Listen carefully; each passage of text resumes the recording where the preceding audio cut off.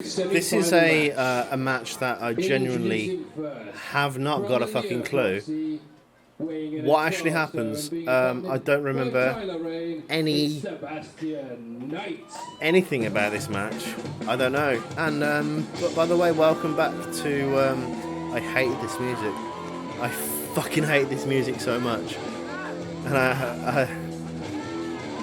I cringed every time I saw Randy come out doing his entrance, and he just comes up to the first kid, and he just starts like shouting in front of their faces. Wasn't a fan. Probably didn't like my entrance, but whatevs. I genuinely don't know this match at all. This was probably... haven't a clue. I'm going to say 2008 at some point. I don't even know what gimmick I was doing at this point. It could have been... Dan Daniels. Could have been... No, it wouldn't have... Oh, actually, probably could have been Jack Daniels. Camera guy around the ring. Probably missed him. There he was. Wait, Mayo's. There he is. Whee! That's actually Rob's brother. And the guy in the ring is a guy called Tony. I liked him. 13 stone. From Great Bar. Nice and local. It's tag team champions at this point. Hey! I was going to pause it. I'm just going to host this one up here. This is my nan.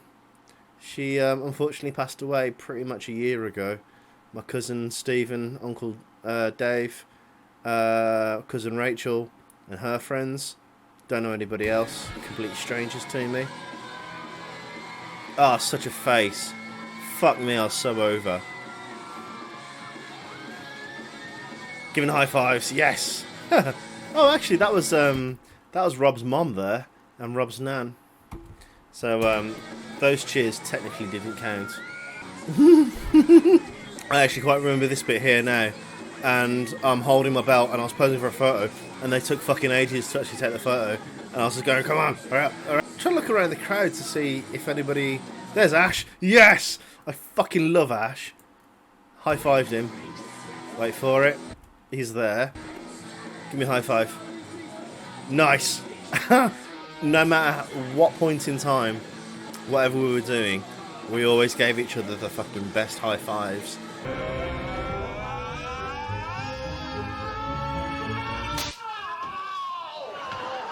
That you could possibly give each other.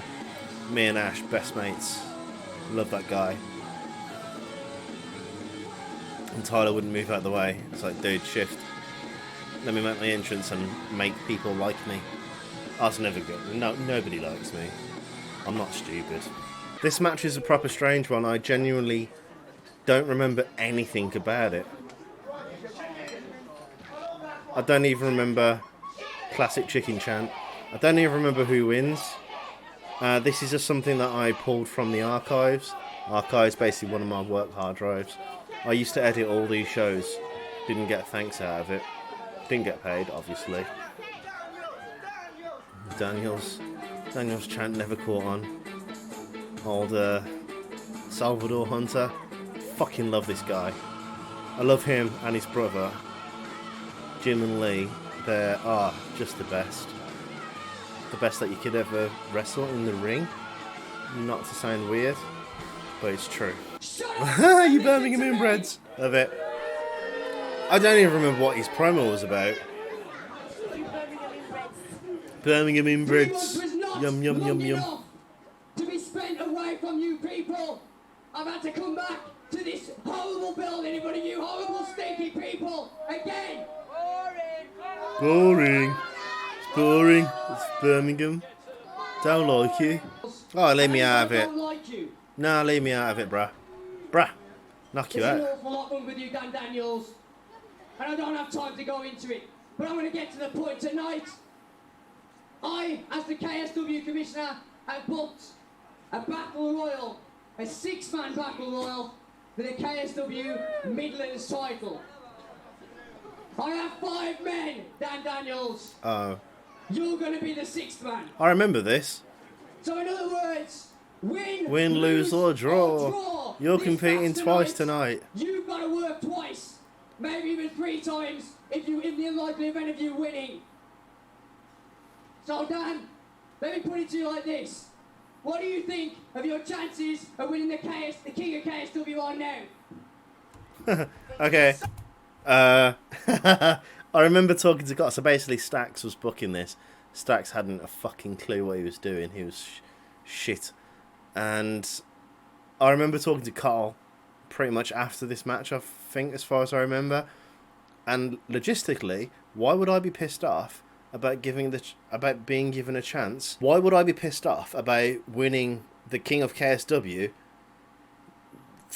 gimmick, and then being put into the Midlands Championship Battle Royal, to then being given the chance of winning the championship? It's like, well, that's a win-win situation. Win, lose or draw. Even if I lose this, I've still got a second chance. Stax basically wrote this, and he was like, oh, well, you wouldn't like it because you've got to work 3 times.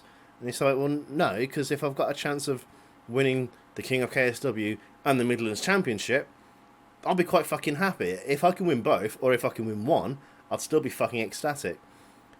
Stax didn't enjoy wrestling logic. He was a fucking idiot. I think you suck. You suck. You suck. I started that chant. I'm gonna have a look, see if I've got that. See if I've got the Rumble. Pretty sure I've got the Rumble. I edited every other match and DVD that K-Star ever produced. Again, never got thanked, never got paid, never got paid any royalties towards the DVDs or anything like that. Nice punch! Oh yes! Calm down, you fucking beast. It was open-handed. Come on, ref, leave me alone. Give me a chop. Fucking woo, woo! That's always a very easy pop to get from the crowd. Woo!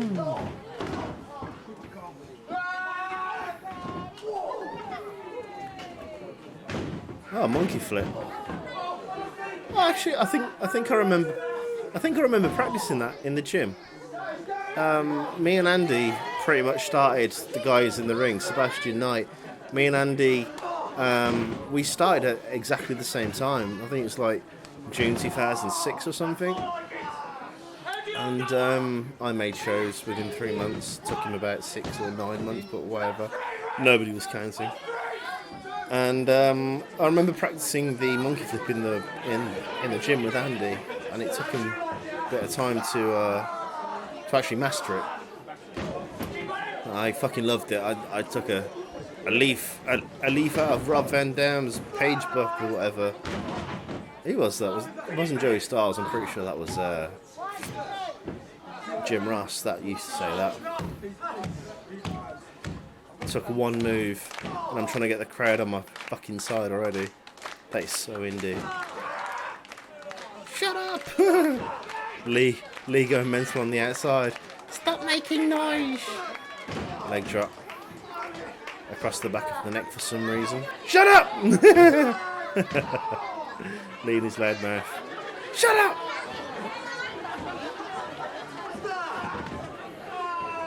You shouldn't have done this. He's a heel. Heels don't know how to wrestle, or shouldn't know how to wrestle. It's the faces that can wrestle. Jump into the top rope or middle rope, because there was top rope. I was about to say, because normally there was never any room to jump from the top rope. Missed that leg drop. I remember him practicing that in the gym as well, and I was just like, stop practicing it every week. You're gonna fucking really mess up your spine. Do it on shows, yeah, go for it. It's once a month. But don't crack your spine. That's so weak punches. These punches are fucking terrible. Switch. Duck the line, duck a second line. Shawn Michaels kick up. Nice. I fucking love Shawn Michaels. Oh, actually, I remember as well, Stax backstage, for the first time ever, actually stuck up for me. I remember doing that spot. I went backstage, and I don't know if Stax said it to Andy, but he definitely said it to me. He goes, the crowd were really dead. That you had them at the start, but then they started to die down, which is true. And then that's why I did the kip up, and I started going mental towards the ground, going, "Ah, rah, rah." Literally whatever I said, I've no idea. And Stax actually sided with me for once, and he goes, "Well, Dan was doing his part. He was the one trying to get people on the side, and both of the heels weren't doing anything." I was just like fucking looking at Stax, going, "Are you actually sticking up for me for once?" Stax never stuck up for me. He hated me. I hated Stax. He was a twat. Going for the DDT. I hated that DDT. I remember the once. I think it was in the gym. I don't think it was on a show, but he gave me that DDT, and I don't know what it was with Andy. I just think that's just the way that he wrestled, but he basically didn't let go for me to bump properly myself, and he proper landed my neck into the floor. I think it was in the gym, and I remember like saying to him, like, "Mate, can you just be careful with the neck fucking thing, because I could have broke my neck on that." And then I remember Carl going in the gym, "Oh, just man up, just man up." Well, there's a thing of like manning up when it comes to like taking a stiff chop or taking a slight more exaggerated punch than what you normally would do, but not when it comes to your neck. When it comes to your neck and someone fucking hits you, that's not cool. You've got to fucking learn to loosen up and let those people take them bumps themselves. And I almost fucking planted on my... Oh, I did. Well, you can just about probably hear there, my neck is fucked still today. And this is 10 years later, easily. I've probably got a bad neck for life. Goes to top rope. Tyler's getting in the ring. Elbow dropped Andy. What's going on? Ring the bell. It looked like I was about to win. The crowd doesn't know what the fuck is going on. Nobody cares because they don't know what the hell just happened. But the story of it is Tyler caused Andy to be disqualified, which automatically meant that he won the match, and so I lost, and so I was out. Again, I didn't write this story. Well, wrestling logic, why didn't you do that at the very start of the match? Then you don't have to have your own man being beaten up. Make any sense? I didn't know what to say. Can't do that. Come on. No one cares. The crowd does not give a shit. No one cares. Lee loves shouting into the mic extremely loud, making it muffled. Standing in the ring like, don't know what the hell's going on. Now get to the back. You're a disgrace. The end of the promo wasn't too bad, but it felt really indie like. I attacked you, so then you're not in it and I am.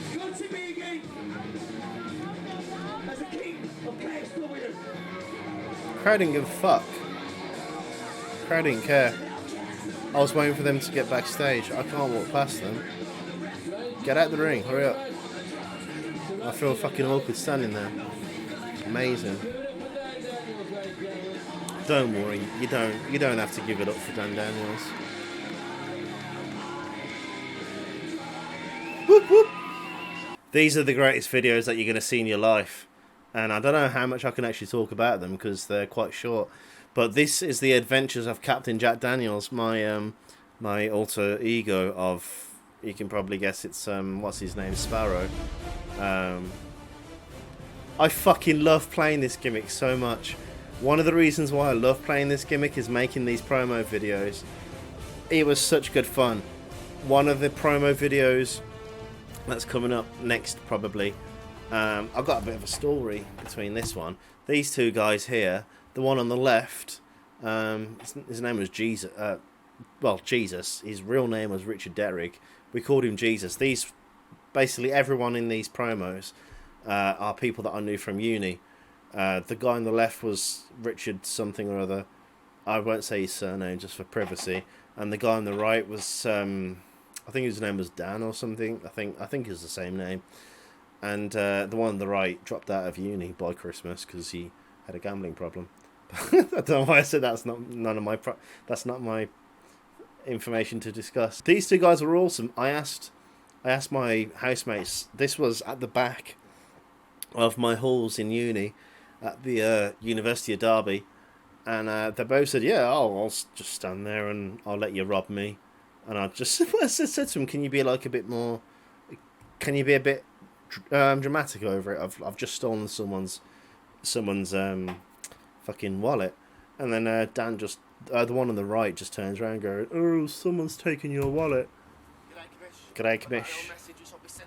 In a bottle. So I can guarantee that tonight that all these K-Star fans will have a brilliant show. Haha! Fucking love this so much. Love this gimmick. This is the back of halls. Probably, if you can see it, I think that room was mine. Possibly. As far as I remember. I made that map. Made that map myself. 2-minute job. I did its purpose. I was proud of that. I remember actually filming this, and I was in my tights, and over here were basically people standing there just watching me going, what the fuck's he doing? And I was just like, yeah, I don't give a shit. The guy on the camera was a guy called Joby, and he was saying to me, like, can we move on? Because people are like staring and watching, and I was just like, I don't give a fuck. I'm the one in tights and some shit pirate costume. I don't know what you're so embarrassed for. Gimmick being, can't find where I'm going to get to this show. This K-Star show, where is it? I'll just talk to the camera instead.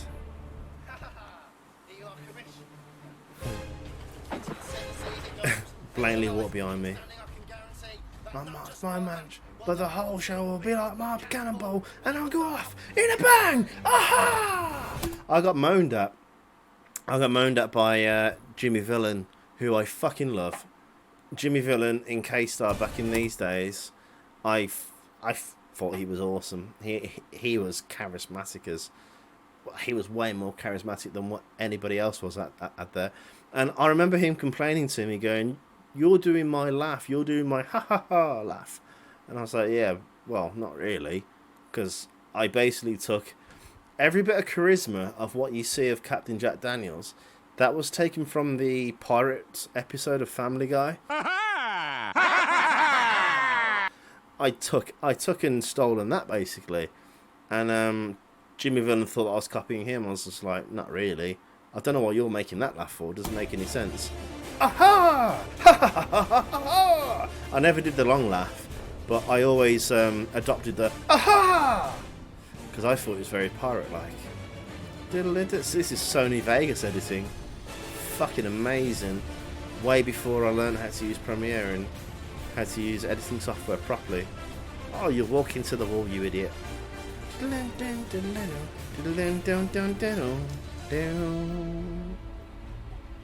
We was waiting there for fucking ages for a little gust of wind to blow that flag to actually make it look decent. It took forever to shoot that.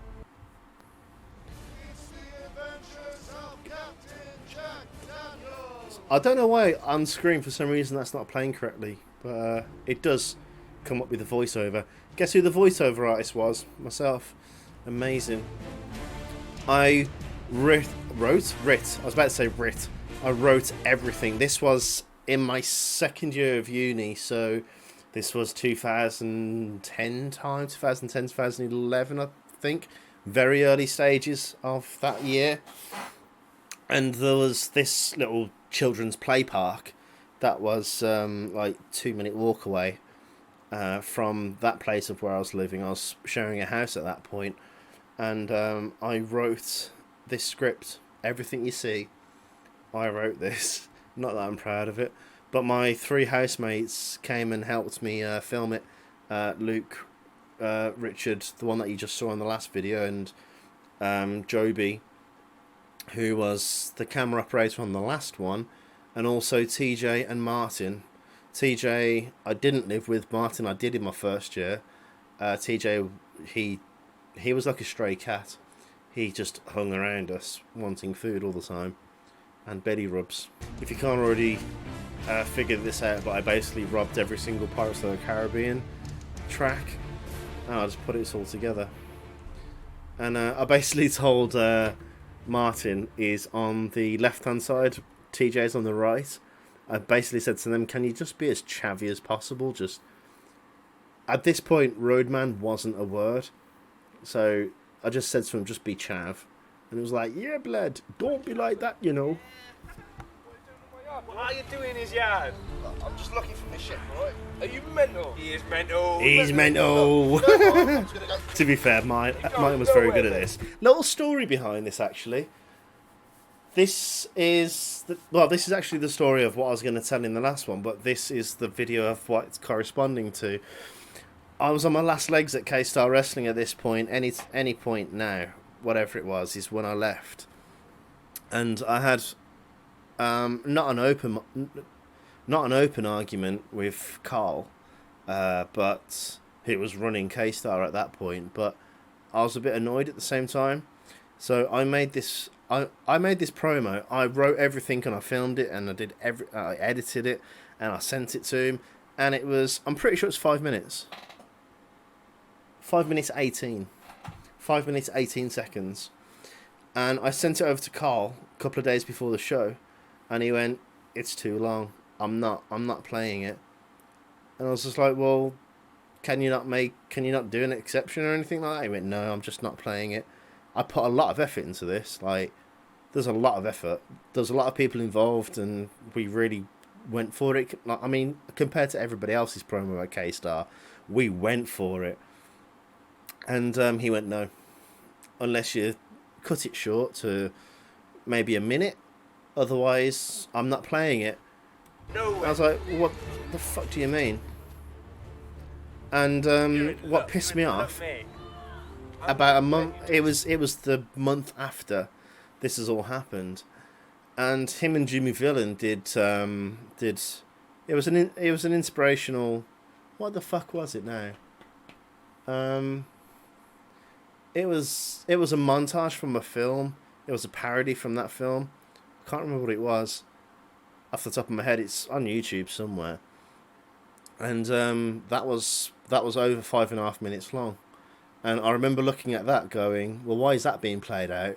But my 5 minutes 18 video won't. Didn't say anything to him. I wasn't that bothered. I didn't care that much. But I was just like, well, why is it okay for you to do it? Even though you're the promoter, you own the thing.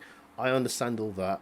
But you can't give one rule to one person and not live by that rule yourself. That's not what a leader is.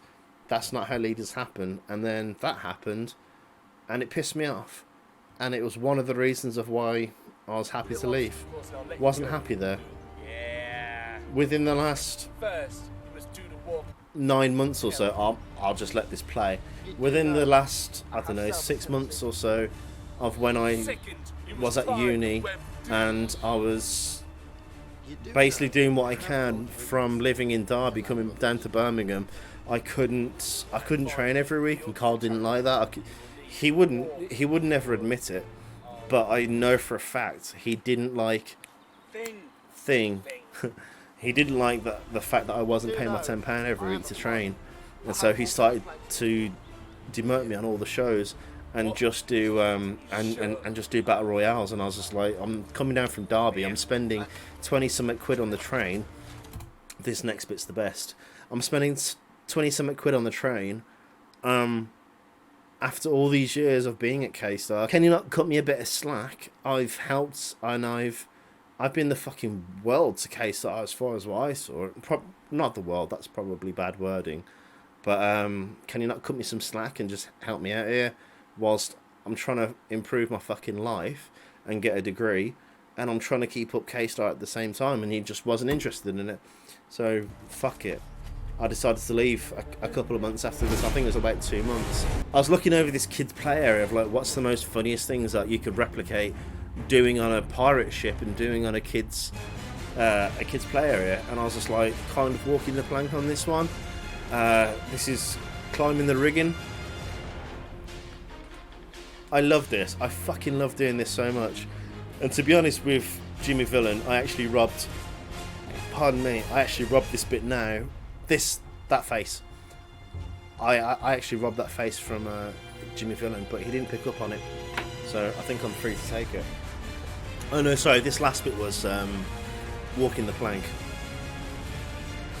I remember Galen, Luke, who was my roommate, I was on the camera at this point, and I remember him telling me that the battery's running low, you need to hurry up. bam, bam, bam, bam, bam. That timing wasn't meant to be. And also the sword dropping from my sachet thing, that wasn't meant to happen either. But we just played with it. I remember talking to Luke, going like, "What's happened to my sword? It's down there." What a legend. Fucking Captain Jack Daniels, true wrestling legend. And I was like, well, I can play that into the story. I can go pick it up. And then I can have Martin behind me, who's going to take me out.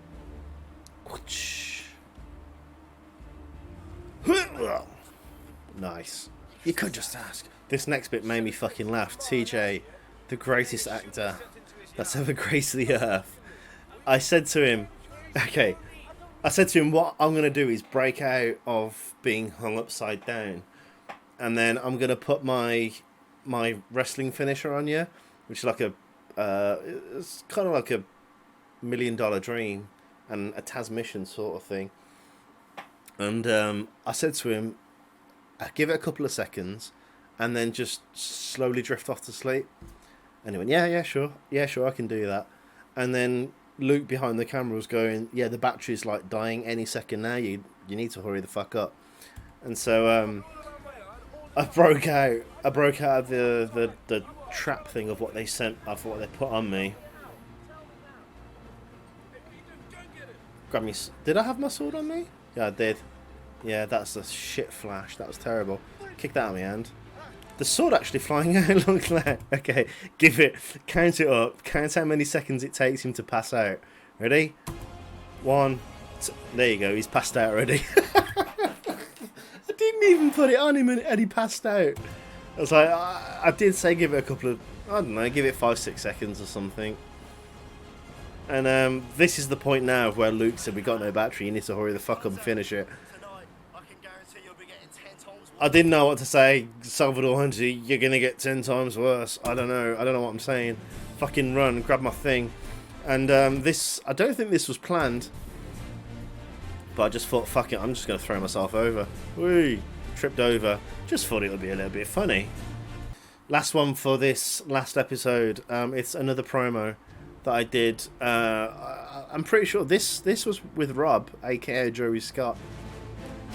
And I told him to try and keep the fucking camera still as possible because I wanted to do like a time lapse of me walking towards the camera.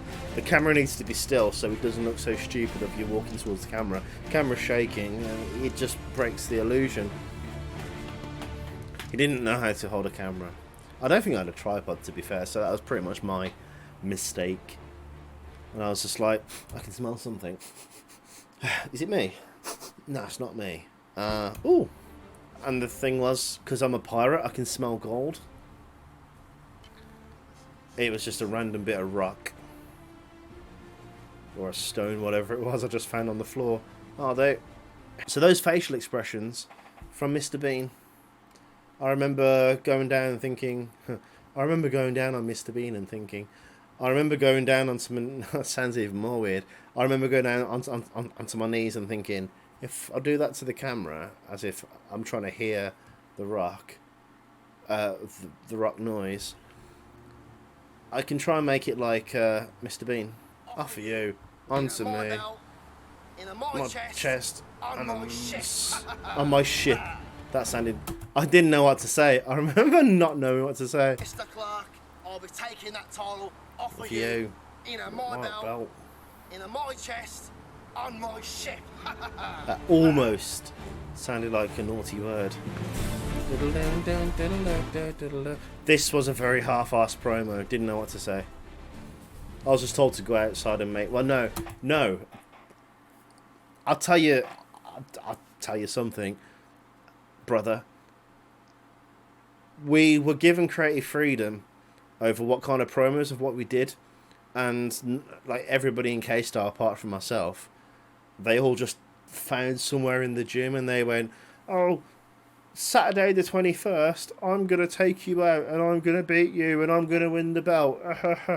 And everybody did the exact same generic indie promo of just naming where the place is, what fucking date it was, and it was just all so generic. And I was just like, I don't want to do generic, boring shit like this. So I went outside and I tried to do something special, just like what this is.